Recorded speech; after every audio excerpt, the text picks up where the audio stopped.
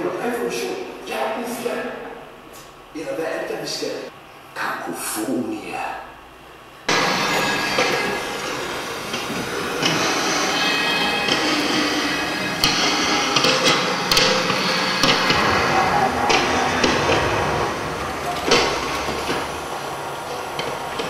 Det går godt i Danmark, hvis vi kan gøre det et sted.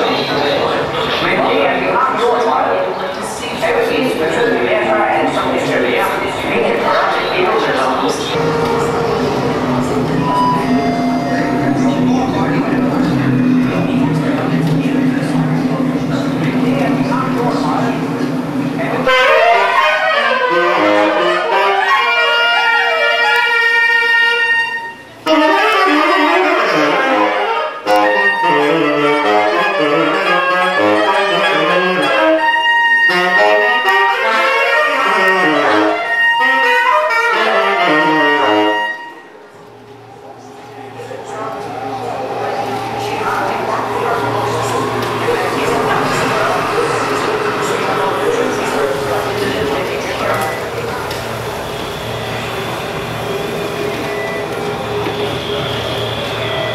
Der er skeptonoriske år, der er kodultiske måneder, der er yogative uger, der er ibstrafaniske minutter, og så er der noget, der hedder det eterniske sekund. Det eterniske sekund. Det eterniske sekund, det er livet. Det eterniske øjeblik. Det er, når musikken begynder at risle langs armene på en sitrende måde. I kender det godt? Man hører noget. Hvorfor sidder langs armen? Det er, fordi man rammer det eterniske øjeblik. Det eventlige, evige øjeblik. Det eterniske øjeblik. Eller når nu en eller anden digter slår stemmen an, eller når barndom og døden læner sig ned over en. Eller bare når barndommen og ikke døden læner sig ned over en. Eller når ikke barndommen, men kun døden læner sig ned over en. Så er det det eterniske øjeblik. At lede flodbølgen roligt ud over tørken kan også være et andet eternisk øjeblik. Eller bare at vende et sandkorn om en dråbe.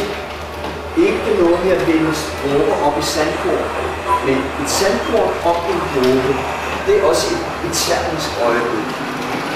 Når dagens tone sidder i vinskabet, når det dages for både brødre og søstre, når fjender af nye kysser på hver kæld, at lade dette flygtige fordufte videre ud i sfæren.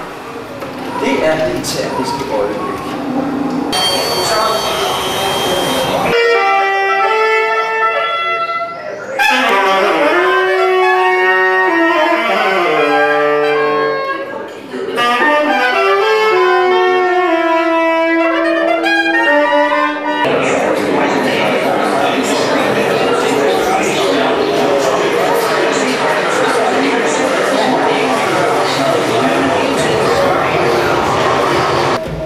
Mens pengene æder sig selv op, og lort gøder.